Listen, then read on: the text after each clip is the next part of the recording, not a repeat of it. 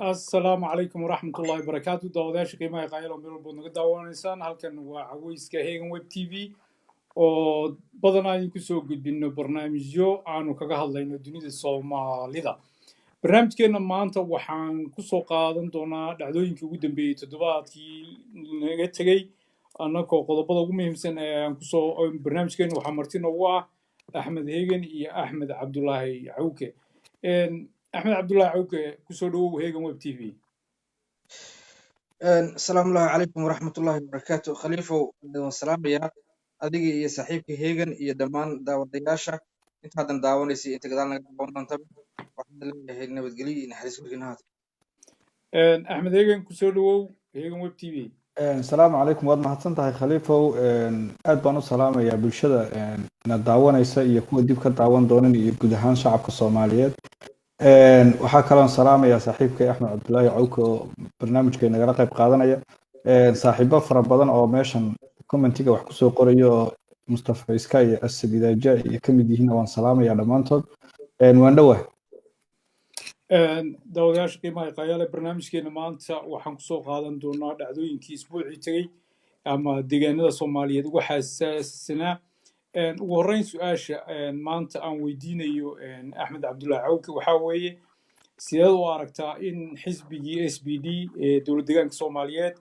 isaga oo wax tala ah kula soo noqon shacabkii Soomaaliyeed inuu ku biiray xisbiga EPP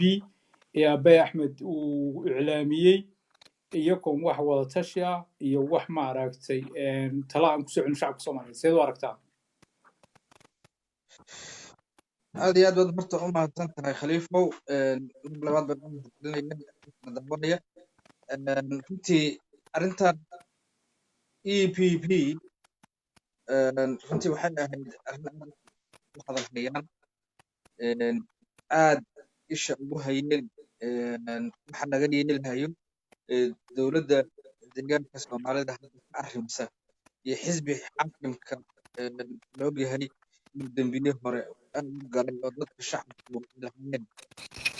بدل النسامين تقول يا لنا إنه حزب لفتي ما استمرين بالماء ودي هريق قدامك وقلي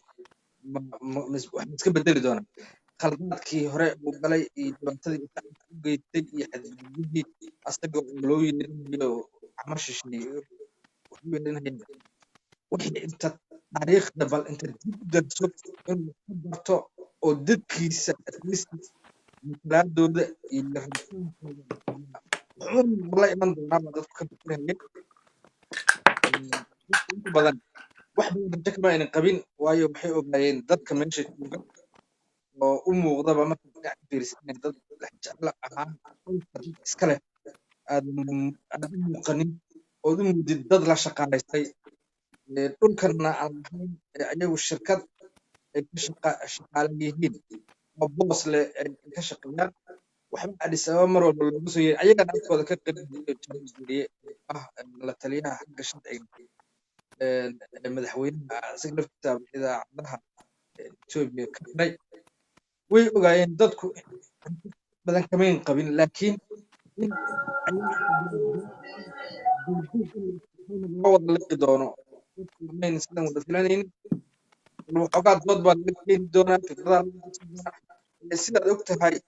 xirtaadka iyo dhismeedka iyo sida uu u shaqeynayo ururka wax talageliya aan lagama siin dadka soomaalida ay xisbigan waan ku beeri leh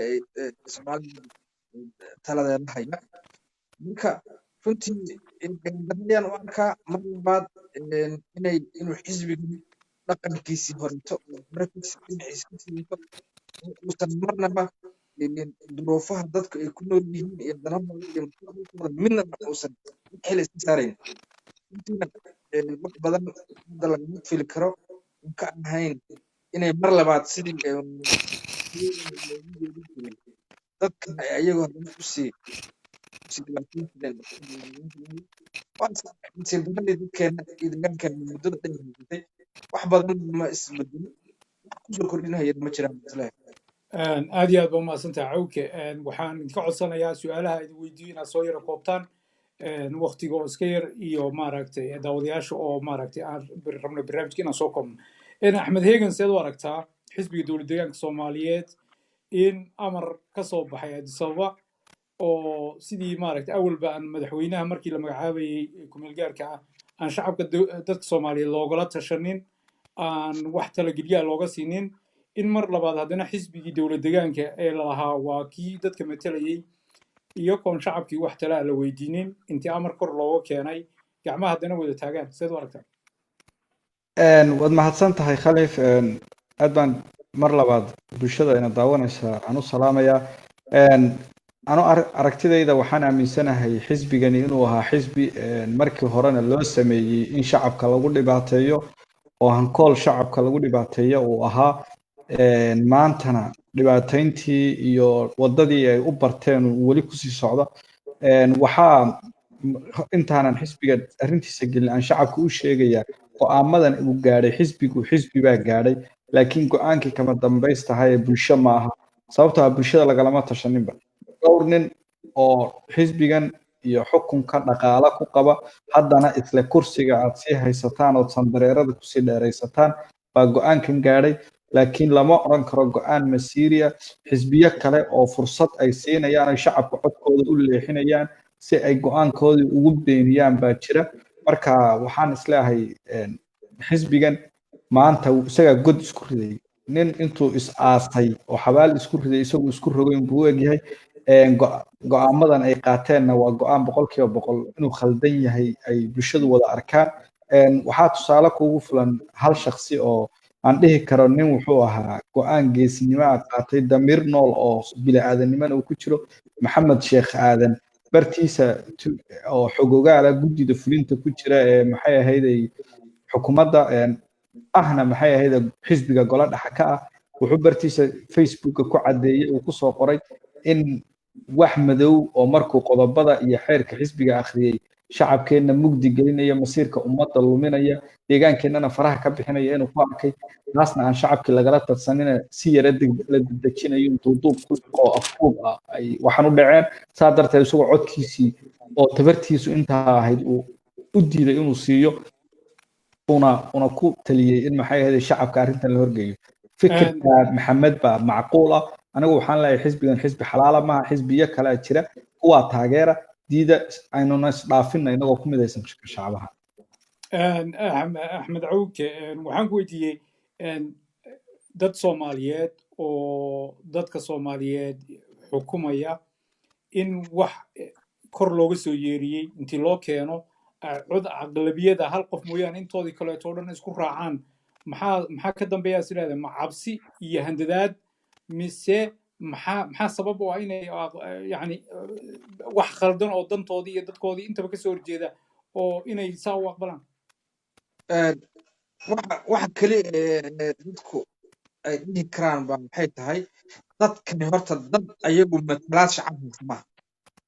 dadku soo doorteen maaha waa dad la keensaday aniga markaan shirkad aan leeyahay qofka aan shaqaalaysto waxaan shaqadan u dirsado ayuu qabanayaa ma aha isagoo fikrad ku maaha waxaweyaan nimankani dowladdan meesha hadda armisan ra-iisul wasaare abi uu ra-iisul wasaaraha ka yahay madaxda ka yahay ayaa keensatay qaabkii lagu keenay baan ognahay dadka matan ma ahan matalaad dad ay soo doorteen ma aha dadkan haya ma ahan dad maxaan ku dhahaa u shaqaynhaya dadkana ma ahan waa dad ka shaqaysanaya oo shirkad sideeda camal ugu shaqaynhaya maxaan ku dhahaa dowladda abi marka waxba ma diidi karaan ma diidi karo waa dad la keensaday meesha aragti ay wax ku diidaan ma jiraan malaha ayagan afkood ka qirahay inay wax gacantooda ku jirin aysan jirin sidii arday wax loogu yeeray thank you axmed hegan waxaa seed u aragtaa adiga in maaragtay dad soomaali matalayay oo awooday inay maya dhahaan sida wiilkii sida xorka u diiday oo ay dhahaan etoobiya waa dimuqraadi annagu xisbiga dowlad degaan soomaaliyeed baa nahay xisbigeennan baan rabnaa shacabkeenna ayaana soo doortay mana rabna xisbiga cusub inaan ku biirno sababta ay u diideen ma cabsibaa ma hanjabaadbaa maxaa sabab waad mahadsan tahay saaxiibka axmed cabdulaahi cowka hadalka dhameeyey oo iga hor qaatay nimankan waynu ognahay siay ku yimaadeen madaxweynaha intan joogta iyo wixii sii joogay oo horeba cod shacab iyo doorasho kumayna imanin adisababa laga keensaday waxaana adisababa looga soo dhiibay marka waa nin dukaan ka shaqaynayo dukaankii la yiri saa u gad saa ha u gadin bay u muuqataa dee sidan ooma gadayo shacabkaygu dan ooma ahna hal nin mooyeen intii kale way ku dhiiran waayeen iyagoo kursi iyo dana shakhsiyadeed fiirinaya laakiin waxaan aad ugu faraxsanahay inay shacabkii og yihiin oyna sidii shalay ahayn odayaashii og yihiin oyna sidii shalay ahayn xisbi shacabka inuu ka damqanayo la rajaynayana uu joogo oo la tartami doono marka rajaan qabaa inuu xisbigan adisababa taladiisu taalo adisababa looga talinayo adisababa laga soo magacaabayo ruuxa xilka u qabanaya deegaanka khayraadka dalkeena adisababa laga qaybinayo in ay diidi doonaan shacabku ay dhihi doonaan codkooda u diidi doonaan si aqlabiyad loogaga guulaysto meesha loo dhaafiyo waad mahadsantahay haddii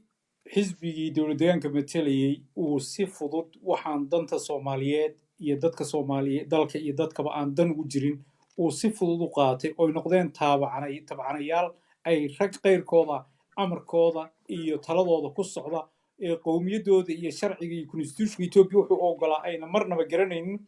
maxaa la gudban salaadiintii iyo shacabkii soomaaliyeed ooy oonelaf hormuud u tahay inay ku dhaqaaqaan maadaama arkaan khatarta ama maaragtay buuggii medemer waxa ku qoran inuuna masaalix u ahayn shacabka soomaaliyeed dantiisina ahayn buuggaas inuu banaynayo dhulka inaan la kala lahayn deegaanka inaan la kala lahayn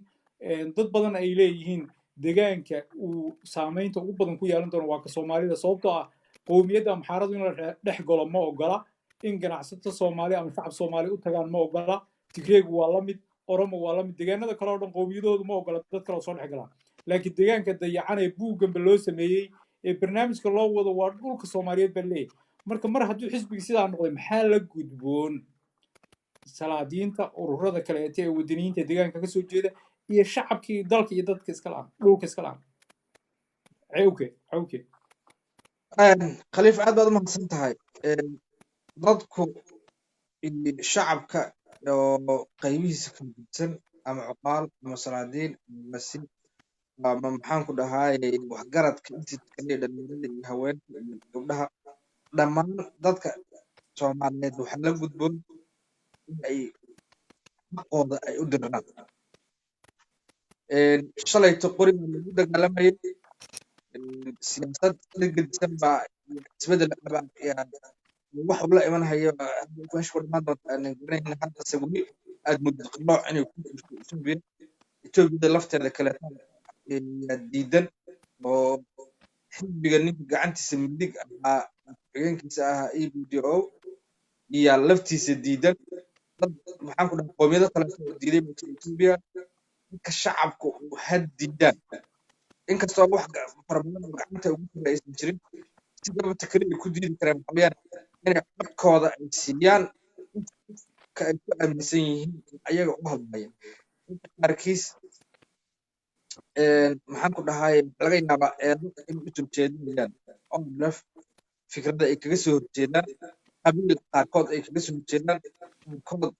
cadeefada soomaaliga ah oo ah wixii aadan maxaan ku dhahaa dhulka dhex jirin ay qaarkood kaga soo horjeedaan baa dhalin oo sameyn laakiin at least qof kasta oo soomaali ah waxa macna u sameynaya qofka ONLF banaanka ama qofka khaladka u arkay waxa weeyaan laba wax isbarbardhigi kara maaha nidaam dad Soomaaliyeed iyo rag Soomaaliyeed aqoonyahan Soomaaliyeed ay ku tabceen oo samaysteen oo ummadda inay mas'uuliyad u tahay loo deeyay cawke adoo raalli ah arrinta ONLF mawduuc gooniyan kusoo qaadanaynaa oo ku falanqayn doona oo fikirkaaga si fiican iyo aragtidaada ONLF ku saabsan aad ugu sharxi doontaa laakiin martii baan wadaa waan wadaa raalli ma waxa weeyaan waxaan ku wadaa fikrad lagaga hortegi kaliya waxay tahay haddii ay doorasho dhacdo inay dadka Soomaalidu oo codkooda ay siiyaan xisbiyada kalete ee wadaniga ah shacabka ku dhimanaya ee shacabka hore u soo dhintay ee hadda inay u dhintaan raba ha siiyaan codkooda si ay ugu badbaadiyaan maxaan ku dhahay dabinkan hadda nolosha noolahayo la rabo in maxaan ku dhahaa mar laba dib loo gumeysi kaleeto oo intii ka badan loo sii hadda waa la gumeysaa dadkeena laakiin gumeysiga la rabaa in lagu sii dhuujiyo dadkaba dhulka laga bin wareejiyo waa inay diidaan dadka ugu hadda u furan si kale ku diidi karaan ma jiraan sida kale ay ku diidi karaan waxa way codkooda in aan nafsiin axmed cawke waxaan ka wadaa axmed hegan dadka qaarkood dad badan ba waxay leeyihiin doorashadu markay dhacdo ONLF la doorto dadku waxay aaminsan yihiin hadday doorasho xalaala dhacdo dadku way yaqaanaan ciday dooranayaan Etoobiyana gumaysi markaa ma noqonaysa waxay noqonaysaa dawlad dimuqraadi ah laakiin sida la isugu qasbayo xisbigan cusub ee la isugu yeerinayo ee dhulkii iyo xuquuqdii shucuubta sida duuduubka loogu qaadanayo dad badan ba waxay aaminsan yihiin inaan wax doorasho dhacayn doorashaduna barnaamijkeedu yahay barnaamij dhammaaday ee barnaamijkan xisbigan EPP-da uun si qasaba lagu keenayo oo siyaasad iyo ajandayaal guracan oo qowmiyadaha Ethiopia oo dhan ayna rabin laakiin dabada ay ka wadaan qowmiyada gaar ah iyo wadamo dabada ka riixayo raba khayraadka Ethiopia ku jira deegaankaas inay boobaan marka sidoo aragtaa dadka qaar inay aaminsan yihiin doorasho inay dhacayn adu ma aaminsantahay in doorasho dhacayso waad mahadsan tahay khaliifow way dhici kartaa inayna Ethiopia sidii looga bartay ayna doorasho dhicin Ethiopia doorasho xor iyo xalaala oo maxay ahayd cidku codka shacabku say rabaan loogu tartamo loogama baranin weligeed kamana soo dhicin wayna dhici kartaa inay wadadii qaadeen laakiin mid in lagu xisaabtamo muhiima Etoobiyadii shalay wada socotay ma aha qowmiyad bay u kala fadhidaa qowmiyad kasta inay wax iska celin karto way aragtay 2 sano ka hor bay ahayd markuu gudoomiyaha hadda ururka ONLF oo xilliga ahaa hoggaanka arrimaha dibadda markuu ka lahaa Al Jazeera qaybta Englishka uu ka lahaa Ethiopia way karkaraysaa karkarkii uu dhab u noqday way karkarto way xukunkii bay ku waayeen raggii ugu jeclaa xukun 25 sano soo haystay waxaan aaminsanahay Ethiopia rajada kaliya ay leedahay waxa weeye in maxay ahayd doorasho dhacdo haday doorasho dhici weydo nin walba kildigiisa yar buu marka hore magac bay kildi uga dhigeen nin walba kildigiisa yar buu qalalaasa ka furi waana lagu kala tagayaa Oromo oo xukunka hadda hoosaan haysaan ogolayn in doorasho la'aan meesha la sii joogo marka waxaan aaminsanahay Ethiopia inay doorasho dhacdo inay dan ugu jirto haday dhici weydana awood qaybsi inuu yimaado xisbiyadii hadda aan kala haynin awoodda wax laga siiyay inay dan ku jirto haday labada in weydana nin nin karis xun isaga iyadana ku kala laba la yiri ninkii Ethiopian iyadana ku dawlad la shacabkan hadda wuu fahmay inay iscaburin karo waxaan uga gudbaynaa qodobka isaga maaragtay xisbigii SPD iyo isbedelka ka dhacay dawlad deegaanka iyo xisbiga inuu ku buuray EPP qodob doodeed kaleeto oo ah doorashadii ONLF kadib iyo tan iyo markii taageerayaasha iyo xubnaha ONLF ay dib dalka ugu noqdeen waxa doorashadu dhacday kadib waxaa jira bulaan baraha bulshada la isla dhex marayo taasoo la isku dayay shacabkii wada halgamayay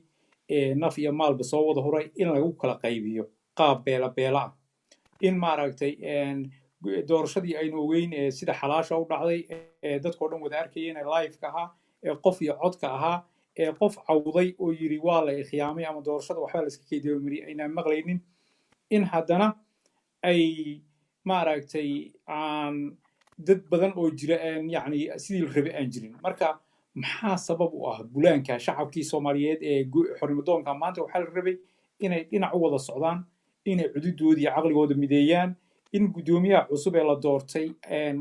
ay garab istaagaan oo hiili hooba la garab istaagaan marka axmed heegan adaan ku weydiinayaa maxay kula tahay sababta yacni keenaysa bulaankan iyo qabyaaladda shacabkii qabiil wuxuu yahay soo arkay ee soo wada halgamaya muddadaa dheeraan ee gumaysu ka soo daalay in maanta ay qabiil u noqdaan maxaa sabab u ah walaale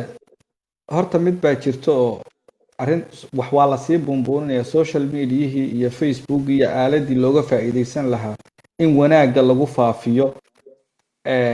baa waxaa lagu faafinayaa dadkii nin walba suu jecel yahay wuxuu qoraya dadkuna khiyaar ma wada ah midda labaad ee jirta waxaa weeye xukunkan hadda deegaanka haysta baynu dabeecadiisa garanaynaa xukun ay ugu badiso arrintaas ah faafinaya oo dhaqaalo ku bixinaya in xumaanta iyo bahashan inay bulaasho oy dheragto oy cayisho qabyaaladdu waxay ku cayishaa waad garanaysaanoo in xaabada dabka lagu shido marka waxaan isleeyahay social mediahii oo iska noqday nooc maxay ahayday xumaanta iyo samaanta xumaanta laga jecel yahay xisbiga hadda deegaanka haysto oo u arka oonalaf inay khatar jirta tahay oo kursiga weydaarinayso oo furaya mawjada lacaga ku bixinaya arrintan in la buunbuuniyo baa jirta laakiin xubnaha rasmiga ee ururka iyo shacabku waxay rabaan marka ay soo baxayaan ee waftidu ururku marayo ee ay maxay ahayd qiiraysan yihiin markaasa lagu matali karaa marka wax qabiil hadda aynu usii saarna male waxaan uu iska soo dhammaanayaa intan xukunkii ololihii iyo doorashadu jirta weeye laakiin wax sal amaha shakhsiyaad baa buufinaya anigan hadda heegana oo kula hadlaya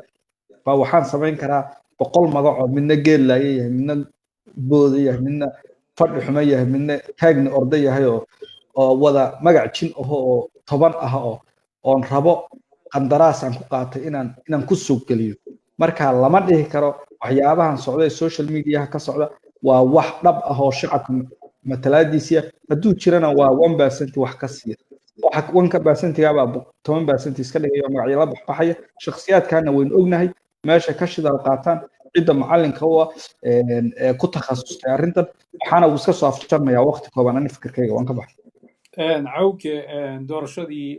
waxaan ka hadlaynaa subjectiga ONLF doorashadii kadib taageerayaasha iyo xubnaha iyo maaragtay khilaafyo yaryar oo dadka qaarkood ay baraha bulshada wareejinayaan sida qabyaalada camal doorasho walba oo dhacda waxaa loogayahay dadka tartamaya inay isqabtaan oo midba midka kale inuu isagu ka fiican yahay oo isagu ka saxan yahay oo masaalixdii dalka yahay waa wax rabaani oo caadi ah ma jirto dad doorasho wada galay oon fikirka isku qabanin oon ku kala duwanaanin oon tartamin qabiil iyo wax walba way gashaa waa loogayahay laakiin haddana waxaa caado ah meel markay doorasho ka dhacdo ee doorashadu dhammaato si walba wax qalada u dhacay qof la doorto in haddii dantii waxaas la wada jecel yahay in doorashadii markii laga gudbo ee hawshaa laga gudbo oo si wada jira looga shaqeeyo dantii guud iyo midnimadii iyo yoolkii ururka ama xisbigaas uu u taagnaa taageerayaashii xubnaha ONLF ma moodaa inay qaarkood weli sida jawigii doorashada ku jiraan oo guddoomiyihii la doortay aynan sidii la rabay doorashadii waqtigeedu waa dhammaaday codkii wuu dhacay ma jiro musharax leh codkii baa laga qaatay oo laga shubtay oo Facebook soo taagan ama press release soo saaray wuu ku qancay doorashadii waa la isgacan qaaday marka soo ma haboonayn in bulshadii markaa ay u istaagto guddoomiyaha cusub ee la doortay in garabka laga qabto wixii tala iyo xooga lagu kaalmeeyo la adeeco sidii diinteenuna furaysana waxaa leeyahay adiicu llaha wa adiicu rasuula walul amri minkum ilaahay adeeco rasuulkiisa adeec markaas seed u aragtaa cawka in weli dadka qaarkood sida jawigii doorashada weli ku jiraan oo bulaan abuurayaan maxaa faa'iido ugu jira bulshada niyahow khaliifow horta mawduucan dadka abuurahaya runtii waa dad ka cadinfudooda yar oo talaabaya iyo dadan ururkaba taageerayaashiisa midaan ahayn bulaanka ugu badan hadda ka wada codka uu yaro gogo'aya cawke u dhowow microfonka dadkan waxay u badan yihiin 90% adiga waxay u badan yihiin dad aan ururka banaanka ka ah ama hore ha uga tirsanaan jireen ama maxaan ku dhahaa haddaba ha ka baxaan oo maxaan ku dhahaa yeen ahaanba weligood bayaan soo marin waxay badan yihiin bal inuu dhaga dhaama ma isku dayaya okay baa tacuuka waxay u badan yihiin marka hadda khali codkayga soo okay ma okay okay marka horta dadkan inta badan bulaanka samaynaya dad ururka banaanka ka awayaan way jiri kartaa dabcan gudoomiyaha dad aan weli siyaasad ahaan ugu qanacsanayn in ururka ku dhex jiri karaan waa laga yaabaa dad door bidahaya asagaba inuusan soo bixin baa jira oo hadda markii la fiiriyo ergadii u codeynaysay 45% umayna codeyn asaga oo macnihii ninka kasoo horjeeday bay u codeeyeen dad badan oo asaga maxaan ku dhahaa taageersan bay dadkii u badnaadeen laakiin 90% dadkii doortay iyo dadkaan dooraninba waxay u badan yihiin dadku inay taageersan yihiin inuu kusoo baxay cod si xalaal ah oo doorasho cad oo dadku ay arkayeen marka hadda waxaa loo baahan yahay nidaamka hadda cusub ee la doortay maaday uu hogaaminayo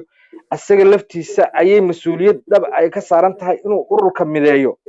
waayo dadkii doortay iyo dadkii aan dooraninba asaga gudoomiye u ah bal dadkii aan meesha imaninba gudoomiye u yahay oo shacabkii annaga oo aanan imaninba hadda gudoomiye noo yahay intii dooratay iska dhaafta iyo intaan dooraninba waxaa loo baahan yahay inuu ururka dhibaato soo maray dagaal buu soo maray khilaafyo baa jiray khilaafiyaha weli jiri kara gudoomiyaha ONLF cabdiraxmaan sheekh maxamed maadey waxaa u yaala hawl adag oo ah inuu ururka mideeyo ma ahan inuu dad cadiifadaysan si gaara daday saaxiibo u yihiin dadkii gruubka ahaa isaga shalay u ololeynayay inuu isku xayndaabo lama baahno xaqada dhabta ee taala markii la isu sheegayo hooyan gudoomiye cabdiraxmaan waxaa loo baahan yahay inuu mideeyo ururka iyo shacabka ummadda Soomaaliyeed inuu mideeyo loo baahan yahay inuu dadku isu keeno waana sida kaliya ah ee khilaafkan hadda jira iyo bulaanka dadka shacabka dhexdiisa gudihiisa ka jira ay ku bogsoon karaan markii intaas la keeno waxaan leeyahay kulleyba aniga laftayda waa rajo aan ka qabaa inay sidaas dhici doonto khilaafkan hadda inta badan social media inta badan ka muuqdana dad ururka banaanka ka abaa yaa wada sidaan horeba kugu sheegay laakiin way dhici kartaa dad ururkaba ka tirsan oo weli saluug qaba ama qaabka hadda durba hawsha u bilaabatay inay saluug qabaan jira way dhici karaan ama qaabkay wax u dhacaanba inay saluug ka qabaan suurtagala laakiin 90% ururku wuu ku midaysan yahay inuu cabdiraxmaan mahdi si xalaal ah oo nadiif ah lagu soo doorsaday mudane axmed heegan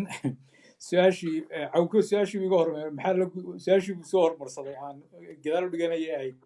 akhirka in maaragtay maadey howlaha hor yaalee laga rabo inuu ku dhaqaaqo si ONLF xubnaheedii iyo taageerayaasheedii iyo midnimadeedii iyo waxqabadkeedii loo soo celiyo taasoo muhiim u ah bulshadii laakiin su-aal kale aan ku weydiinaya heegan يعني dad badan oo waxaa jira qaarkood taageerayaala qaarkood oo aaminsan gudoomiyahan rabo hadduu iman waayo ha burburto dadka noocaasa caqliyadda noocaasa maxaa ka dambeeya yani dadku hadday wax aaminsan yihiin oo dhiiggaad aragtay soo geliyeen oo lacagtaas aragtay soo geliyeen xataa marmarka qaarkood wuu imanaya qof aadan jeclayn inuu xukunka yimaado laakiin haddana waxaa jirta muddo kadib oo qofkaas doorasho labaad la geli doono marka meeshay isu diyaarin lahaayeen doorashadaas qadiyadoodii iyo xisbigoodiina qofkeena jeclayn ee la doortay ay u hoggaansami lahaayeen sida caadada ah ee adduunka oo dhanba ka dhacda in shacabka ONLF qaarkood ay aaminaanba maadey baa yimid marka ONLF way burburtay yani caqliyadda noocaas qofkaas isaga ma wuxuu rabaa aniga keliya markaan guddoomiye noqdon ba ONLF jirtaa caqliyadda noocaas ka dambaysa maxay tahay waad mahadsan tahay khaliifow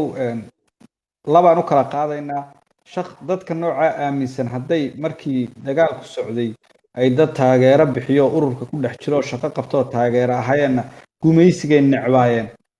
oo dad gumaysi necab bay ahaayeen laakiin dad ururnimadu soshay oo ururnimada wax ka fahamsan ma ahayn shakhsiga ururkiihi waa bisaylka ururnimo ay dhug tiraahdo wuxuu mar walba ku qanacsan yahay codku meeshuu maro haddii adiga oo god lagu riday ururka codka lagaaga badiyo waa si walba u qadhaadhahay waa inaad codkaa ku qanacsanaataa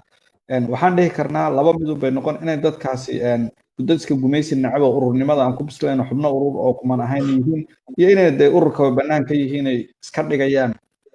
dad urur ku jira waxaan aqaanaa anigu hadda 10 ilaa dhowr iyo 10 shakhsi ka badan oo 20 iyo 30 kor u dhaafaysa oo saaxiibada aan soo wada shaqayn jirnay xilligu ururka ka baxay mas'uuliyiin qaar iga xil sare markan jaliyada wada qabanay iga mas'uuliyiin amro iga sareeya ahaayeen qaar aan isku shaqada guddi wada haynay oo hadda maanta ururkii aan qayb ka ahayn oo xilligu markaa adkaatay ururka ka baxay maantana la soo taagan oona laf baan ahay xumaanta ugu badanna social media ka wada marka shakhsiyaadkaas oo kale lama dhihi karo urur waa dad waa dadka tarankana xale ee waxa markay ka baxaan haddii wixii ay ka tageen oo yara bulaalsan oo wanaag ku socdo oo wada fiican haysta ay arkaan kan naxa iskuna daya inay wixii burburiyaan marka kaa lama dhihi karo urur xubnaha quman ee ururku siday doorashada u dhacday xilligii doorashada socday wixii haddii wax dhex maray kadib doorashada kadib inay wada shaqeeyaan inay u guntadaan baa muhiima gudoomiyaha haddaan lala shaqaynina ma isaga keligii ma shaqaynayo isagana waxaa looga baahan yahay in maxay ahayday uu la yimaado dadkan isaga maanta gudoomiye oo kii shalay aan dooranin kay dooda adag dhex martay kan maxay ahayday aan markii hore inuu xilka qaban karaba aaminsanay wixii oo dhan isaga gudoomiyaha inuu isku wado uu soo wada dhaweeyo tuso in maxay ahayday kalsoonidii xilligii doorashada kalsoonixumadii dhacday inay baabaaday isagay waxaa hor yaalla gool qurux badan oo si qurux badan ugu dhalin kara si xun ugu dhalin karo marka waxaan ku waanin lahayn inuu dadkiisa isku wado oo maanta la yimaado bidhaantii hogaameed isaga taasan kula talin lahaa ururkana ha loo fiirsado dadka waa inay shakhsiyaadka wax cabiraya ay kala og yihiin shakhsigani shalay hadduu xitaa oona la fahan jiray wadadii dheeree dhexdeeda muxuu noqday waxaan uga gudbaynaa qodobkeenan maanta oo nalef inta barnaamij kale ka iman doono waxaan u gudbaynaa Faarax Macalin saad ogtiin siyaasiga reer Kenya ee ahaa gudoomiye ku-xigeenkii baarlamaanka Kenya Faarax Macalin baryahan ugu dambeysaba wuxuu aad iyo aad baraha bulshada u soo dhigayay iyo baraha Twitter-ka oo ugu badnaayeen dhaliilo joogto ah iyo weerar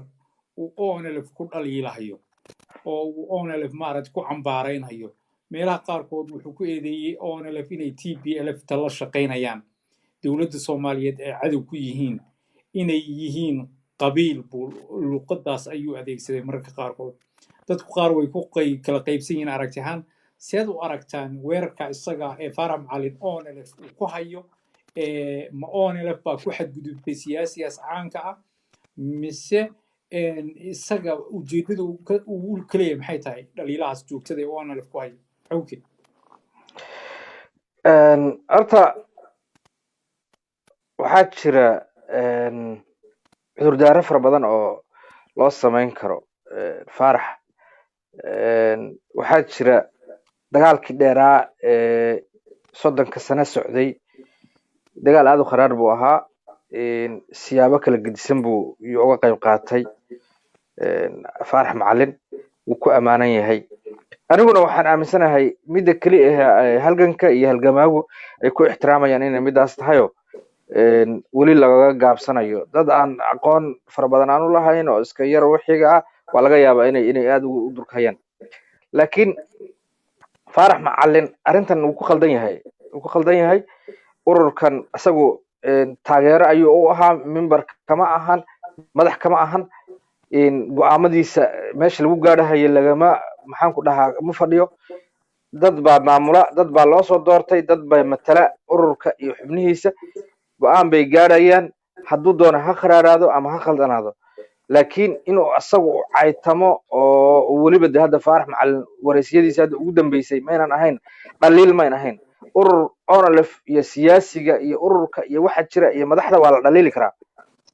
dadku waxay kala garan laayihiin dhaliisha iyo xadgudubka uu qofku uu sameeynayo oo asaga laftiisa ku soo noqonaysa shakhsigiisa inuu dhaho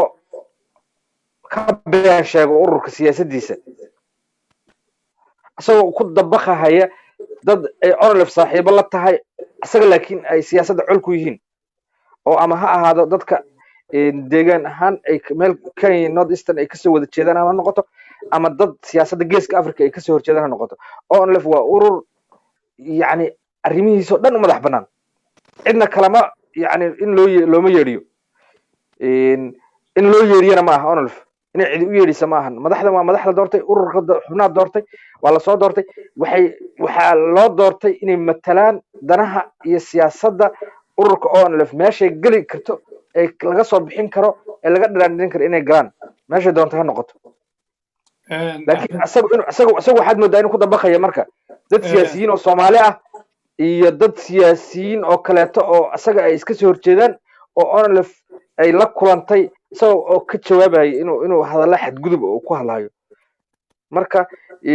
odayga waa la ixtiraamayaa halganka iyo halgamaagu ixtiraam bay u hayaan laakiin waxaa sharaf u ahayd inuu soo reebto soo reebaa laga yaqaanaa gobolku kasoo jooge waxaan leenahay faarax macalin waa lagu ixtiraamayaa halganka iyo halgamaagu sharaf iyo magac fara badan bay ku hayaan afka iyaga iyo gacantanada midna kuma qabato mana wax kaa sheegi karo soo reebo soo reebaan leenahay odayga axmed hegan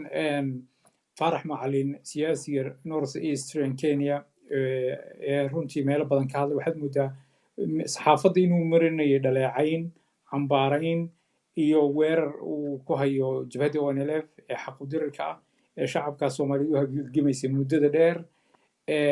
maxaad is leedahay way daaran tahay fariintaas faarax macalin oo baraha bulshada marinayo ee qaarkood tahay eedaymo aan caddaymo wadanin siday onlf inay tplf iyadu iskaashi leeyihiin oo burburinayaan dowladdii soomaaliyeed waxyaabo noocaas iyo onlf inay qabiil tahay weli waagi hore una dhihi jirin haddana uu leeyahay maxaa sabab u abaad isleedahay waad mahadsan tahay khaliifow faarax waa nin aan aada u jecel lahay waktigii adkaana codkiisa kaga qayb qaatay qadiyadan inuu ugu heeliyo isagoo gudoomiye ku-xigeena oo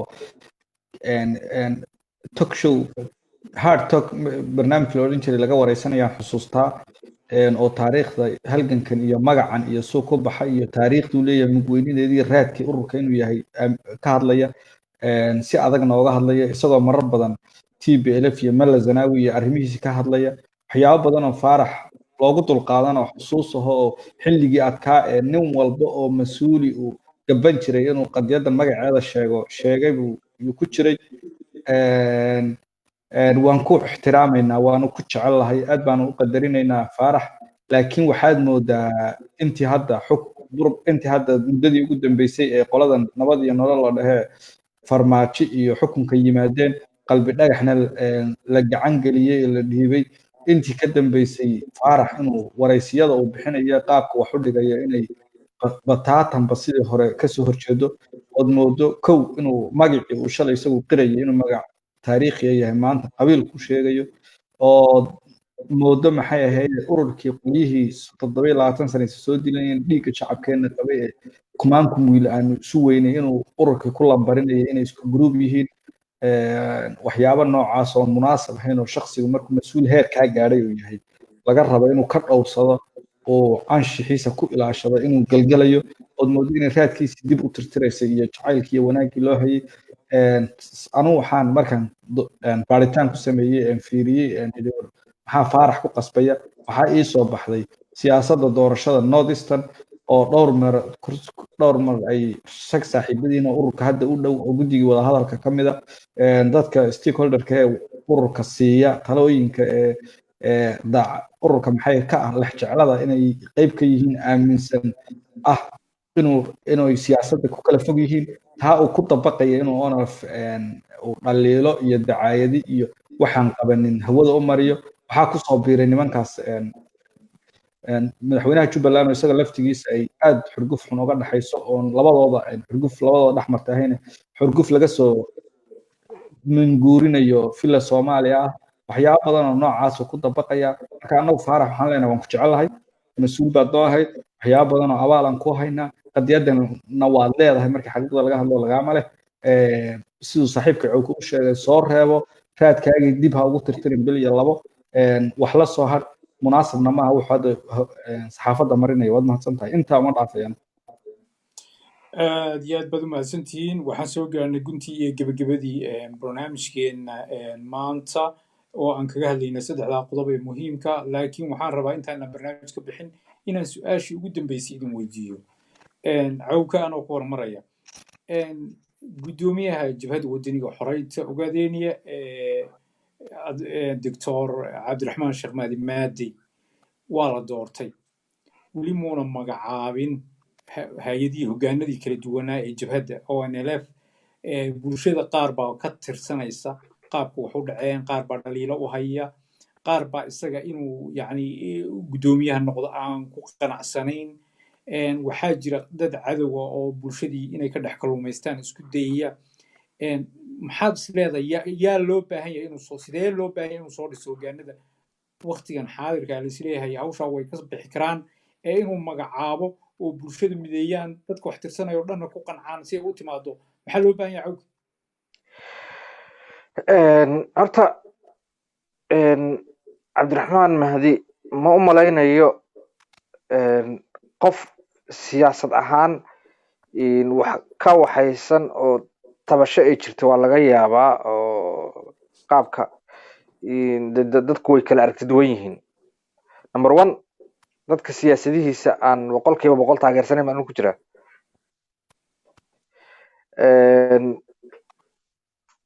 laakiin ma jirto qof calaamad su'aal gelinaysa anigu intaan ogahay guddoomiyenimada cabdiraxmaan mahdi wax cid gelin kartana ma jirin. wax cad bay ahayd, clear. way tartameen isaga iyo axmed yaasiin, dhala cad baa lagu ridayay codka. dadkii codeeyey 55% tiro ka badan oo 56 ku dhowaanaysa ayuu helay. maxaan ku dhahaye maxaa looga baahan yahay hoggaanka uu soo waxa weeyaan waxa looga baahan yahay hore waan u sheegay. waxa ugu weyn hadda shaqada ugu weyn ugu taalo waxa weeyaan ururka inuu mideeyo. inta aan shacabka loo gudbin waxa weeyaan ururka doorasho galay, doorashada way ku kala qaybsanayeen, 45% baa ka codaysay, golihiisa dhexe way diideen xataa isagoo in soo sharaxo. intooda badan baa yaa ka codaysay oo candidate-ka isaga la tartamay u codaysay. siyaasiyiinta matalahaya ururka na waxay u badan yihiin golaha dhexe. xaqada markii laga hadlayo weeyaan, faktiga markii laga hadlayo shacabka iyo ururka siyaasiyiintiisa baa kala codeeyay. siyaasiyiintii iyo golihii dhexe ururka intii badnayd waxay u codeeyeen axmed yaasiin inuu noqdo. shacabkii kala badh baa wax ku dhow yaa ka codaysay. waxaa loo baahan yahay doorashada maadaama laga soo baxay cabdiraxmaan mahdi inuu dadka mideeyo, inuu mideeyo ururka dhexdiisa, inuu siyaasadihii lagu dhaliilahayay ka kow tahay oon anigu carabka ku dhufanayo. dad baa ku xeeran oo diidan in maxaan ku dhahaye ururka maxaan ku dhahaye siyaasadiisu siyaasad xeerka ku socota oo wada tash ku socota diidan baa la dhahaa. xaqada markii laga hadlayo waa inuu isnadiifiyo. wadan macnaheedu su'aashaad i weydiisay inaan waxay u kaliftay inaan waxyaabo badan oo media aan u isticmaali jirin aan u isticmaalo. marka waxa loo baahan yahay inuu ururka mideeyo. sababta ku mideyn karana waxa weeyaan waa inuu siyaasadiisii hore lagu yaqaan wax ka bedelo. waxa weeye saxaafadda annagu waxaan wadnaa taladan waa talo uu guddoomiye anfacaysa. dhaliilaha bulshadu ay qabtana in la sheego mararka qaarkood waa muhiim. sir ciidan kama hadlayno. waxaase su-aashaydii weli maad iga jawaabinahayd hoggaanada uu soo dhisayo noocee la rabaa si loogu qanco bulshadii mid u noqoto natiijadii yoolkii loo socday in loo gaadho. yaad is leedahay way mudan yihiin inuu soo magacaabo waqtiga? ururka ONLF xubnihiisu hoggaano kuma murmaan. taariikhda inta badan ma soo marin inay hoggaano kala jeclaystaan iyo wixii aniga wax barbalayn oo ay leedahay inay hoggaan la soo magacaabana wax barbalayn inuu keenaysa ilama aha. waxa loo baahan yahay waxa weeyaan ururka siyaasad ahaan iyo xubn ahaan in la mideeyo. aniga wax aniga hadda shakhsiyan haddaan kala dooran lahaa ruuxa maxaa loo magacaabaya ruuxa loo magacaaba dhahaya ma jiraan. laakiin waxa weeyaan in la mideeyo ururka. Thank you. Axmed Hegan, guddoomiyaha miiska waxa uu saaran inuu soo dhiso hoggaanadii kala duwanaa. waqti xasaasi ayay maraysaa jabhadda xisbiga ONLF, deegaankuna uu marayaa oo u baahan runtii dad aad tayo sare u leh oo la dhiilgarayn kara dowladda Ethiopia, mideyn kara shacabka qaybsan si yoolkii xornimada ama at least xuquuqdii shacabka Soomaaliya loo soo dhicin lahaa. maxaad is leedahay tala ahaan guddoomiyaha waa loo baahan yahay inuu hoggaamadiisa uu soo xulinayo ku soo xusho? waad mahadsantahay. anigu hal waxbaan arrintaa ka dhihi lahaa. guddoomiyaha hoggaamadu soo xulanaya mid uu aniga ma qarsanaya in dhalinyaro wejiyo cusub ah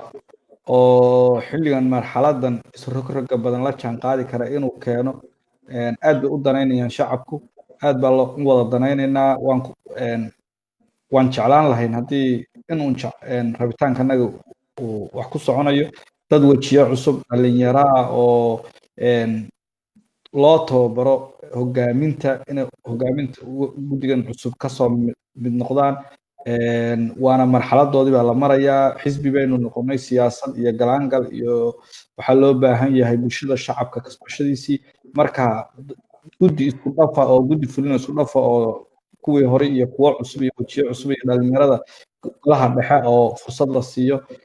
waan dhihi lahaa inuu gudoomiyuhu arrintaas u tuso dumarka in door laga siiyo gabdhaha iyo yaryarna in door laga siiyo mas-uuliyiinta waan dhihi lahaa inta waxaa ka badan waxaan leeyahay gudoomiyaha waa in lala wada shaqeeyo kii shalay aan u arkaynin inuu isagu hogaamin kara maanta sidaa gudoomiye inoo ah ururku wuu midaysan yahay baan dhahayaa laakiin waa la kala afkaar tuwan yahay afkaartoodii bal halaysu keeno dadkii shalay ka codeeyey waxay ururnimada way ka midaysan yihiin laakiin waxay uga codeeyeen waxay islahaayeen baa laga yaabaa maanta hebel baa ku fiican isagii baa hadda gudoomiyaha kii shalay aaminsan hebel baa ku fiican iyo kii isaga u codeeyaba inuu isu keeno si cadaalada u wada hogaamiyaa loo baahan yahay dadkeennuna indhaha ha kala furaanoo ha ogaadaan 95% dadka propagandada iyo warxumo tashiilka wada inayna ahayn dad xubno urur ah oo xubnihii rasmiga ah dad ururka ka tegay baraarihiisa hor socodkiisa u arka nasiib darro ayaa ku dhacday markaa raba in doontu ay biyaha la wada degto inay yihiin oo 100 magac iyo 100 weji kula soo baxaya markaa ilaa ood hubto inuu shakhsigan wax qoraya heegan awke iyo khaliif iyo shakhsiyaad la mida uu yahay ha ku wax qaadanin baan dhihi lahaa shacabkana taasaan kula talin lahaa waxaa jira waqti doorasho lagu jiraa xisbi tabar daran oo raba inay xumaanteen inaan isla dunnaa ayaa jira marka waxyaabo badan ha loo feejignaado waad mahadsantahay barnaamijkeeni inagu qodobadaas ugu muhiimsanaya waxaan rabaa inaan qodob dib ugu soo noqdo arrinta qabyaaladda waxaad baraha bulshada waxaa aad iyo aad usoo laba kacleeyey dareen qabiil iyo reer hebel iyo iyadoo bulshada Soomaaliyeed ee Itoobiya gumaysato ay qabyaaladda aad u dheragsan yihiin oo ay og yihiin inaan wax faa'iido lagu gaaraynin midnimo iyo wadajirna meel walba ku soo maray maanta marka dareenka qabyaaladda yaa wada seese lagu joojin karaa baad isleedahay haddaan ku hormaro khaliifow oo saaxiibkay uga hormaro hegan horta waxaa wada oo cad heego iyo niman la yiraahdo warqoladii kale magaceeda maxaa heegi iyo waaga wada runtii markii laga hadlahayo yacni markii si kaleeto loo fasiro dadka aan garanaynin labada magacna waxa weeyaan koox cabdi ilay kooxdii shalay la shaqaysanaysay ama ururka inta hore u shaqaysan jirta ka tagaan ama maxaan ku dhahay weligood biyeen ururka soo marnay ragga cadowga la shaqaysan jiray noqdan oo xil iyo mansab iyo magac inay waayeen ayaga u arka oo dhinaca kale shaatiga inay u bedeshaan raba waa mid iyo waagan niman la yiraahdo oo maxaan ku dhahaa madaxweynaha taageera hadda dowlad deegaanka Soomaalida ka arrimaya oo maxaan ku dhahaa inta badan ayaga oo inay kiciyaan raba taageero ayaga u raadinaya inay ururka ONLF inay dhaawacaan raba siyaasadiisa iyo midnimadiisa yaa waxay aad u karkariyaan runtii inay qabiil jiro oo qabiil bay aad iyo u buumuneen waxaa garab siiya oo ka caawiya kuwaan ayaguna wanaagsanayn oo qoladaas aan heegada ku sheegay qolada cabdi ilay meesha ka baxday iyo xubno aan xubinnimadoodu aynan maxaan ku dhahaa weli aynan nadiif aynan ahayn oo aan bislayn yaa qabiilka aad u soo karkarinaya runtii sidee bulshadan waa isku wadan waqti xasaasi ah la marayaa oo ahayd in looga faa'iideysto fursaddan maanta taagan marka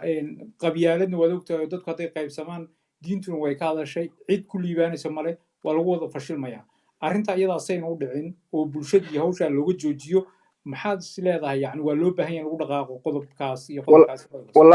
wallahi niyahow way adkaanaysaa horta nidaamka meesha hadda ka jira ayaa isaga inay qabiilka in aad qabiilka loo sheego inay ugu badiso yaad u moodaa inuu qaabka u wadaa oo TV-ga xitaa dacaayad qabiilka ka samaynhaya oo 24 saac inuu dadka iska hor keenan raba taasi aad bay u adkaanaysaa laakiin waxaa door muhiim ah ka qaadan kara dadka waxgaradka cuqaasha ugaasiyada ururada iyo axsaabta siyaasadeed inay mar walba wacyigelin ku filan sameeyo ururka dhexdiisa ururada dhexdooda iyo shacabka dhexdiisaba in lagu wacyigelin fara badan laga sameeyo runtii haddii kelmaddaas markaan barnaamijka soo gelaynay inaan bayaamiyo aad bay yaan u rabay waxa weeyaan ururka iyo taageerayaashiisu waqtiga ugu badan inay geliyaan jigjige iyo maamulka ka arrimiya looma baahna waa in waqtiga 95% in la geliyaa waa la kala fikir duwan yahay xisbi lagu tartamaya shacabka jooga jigjiga laakiin 95% waa in la geliyaa dawladda federaalka iyo xuquuqda inaga maqan iyo siyaasadaheeda intii bedelkii inaga dhexdeena aan isku mashquul lahayn waayo haddaan la inagu mashquuliyo gumaysigu wuxuu rabaa iyo Ethiopia waxay rabtaa inay inaga ururka iyo maamulka meesha ka arriminaya la isku mashquuliyo oo labadoodu ay isla haraan oo midkoodnaba uu danihiisii iyo waxyaabihii u samaysnaa uu gaari waayo wixii xaq ah ka maqan dadkan ay waxay waayeen waa inaan dadku ay fiiriyaan dawladda Ethiopia oo ah midda gumaysanaysa Addis Ababa ayaa looga soo yeeriyaa kuwan jigjiga jooga marka Addis Ababa lala hadlo ayaan lala hadlin 24 saac jigjiga saasaan dhihi lahaa Axmed Hegan waxa weeye shacabka Soomaalidu ogaadeen waa la gumaysanayay laba qabiil bay ahaayeen kuwa xornimo doonaya iyo kuwa ama cabsi ha u geyso ama jacayl ahaada Ethiopia taageer labada qabiil bay ahaayeen laakiin markii oo nabadda qaadatay gudaha gashay meeshii la rabay shacabkii qaybsanaa ee midoobay inay wada shaqeeyaan oo ay mid noqdaan oo istaagaan danta guud in ma aragtay la isku dayayo in dadka ayaga cududoodii caqligoodii wadajirkoodii la qaybiyo taasay ku howlan yihiin afraad danahay ka wadaan aan la garanayn qaarkood waxa ku sheegay ka mid yihiin marka maxaa sileedahay adigu ciladu waa halkaas aana dawo ah ma jirtaa waad mahadsan tahay saaxiib anu ma dhahayo dadku laba qabiil bay ahaayeen hadalka waan yara qurxino waxaan dhahayaa laba qaybood bay ahaayeen dadka bulshadu qayb cabsanaysa oo ka cabsanaysa gumaysiga oo halganka aan taageerin ee kolba xukunkii meesha jira iska hoos fadhida iyo qayb u caddahay oo u bareeray inay taageeraan qadiyadan iyo halgankan si ay isaga dulqaadaan dhibaatada haysata labada qaybood bay kala ahaayeen waxaa caddaatay oo intii isbedelkan yimid ee gudaha ururku galay caddaatay inuu shacabkeenu hal qalbiba ahaa waxaan cabsi ka ahaynba inay dadku wada necbaayeen gumaysi iyo in la haysto ay wada necbaayeen laakiin cabsi un jirto qaybna cabsanaysay qaybna ay yara geesinimo muujisay taasna way caddaato dadkeenu waa hal mar ana waxaan islaahay waxaa lagaga gudbi karaa in la badiyo barnaamijyada wacyigelinta oo dadka lafdhabarka u ah qadiyadda iyo shacabka iyo hadday dooni yeeban oona laf mabaadi ahaan aaminsanaanina laakiin dadka aqoon-yahanada in loo yeedho la marti qaado la waraysto bulshadeena la wacyigeliyo kow way ka qaadan kartaa kaalin waxaa kaloo kaalin ka qaadanaya in ay dadka arrimaha qabiilka iyo isku dirka bulshada iyo fidnada wada inaan jawaabo u dhigmo waxay sameynayeen aan la samaynin oona xubnaha laftigoodu qaadin kululaanina markay arkaan nin xumaan wada ay inta badan ay isku dayaan inay waaniyaan haddayna waaninaynin oo waanada isku karaynin ay ka aamusaan oo ignore gareeyaan waa lagu yarayn karaa hadday taa bulshadeena ka hirgasho waxana way iska caddahay inay iska caddahay inay wadaan maxay ahayday dad u adeegaya danaha xukunka qolada haysa oo u aragtay inay sidan ugu caana badiso marka anu duuduub waxaan odhan lahaa waxaan aynu barnaamijyo lagula dagaalamayo oo lagaga hortegayo aynu samayno mid uu saaxiibkii sheegayo yaan laisku mashquulinin deegaanka federaalka laisku mashquuliyana si kalaan anigu dhihi lahaa waxaan dhihi lahaa waxa inagaga maqan federaalkana aynu focuska saarno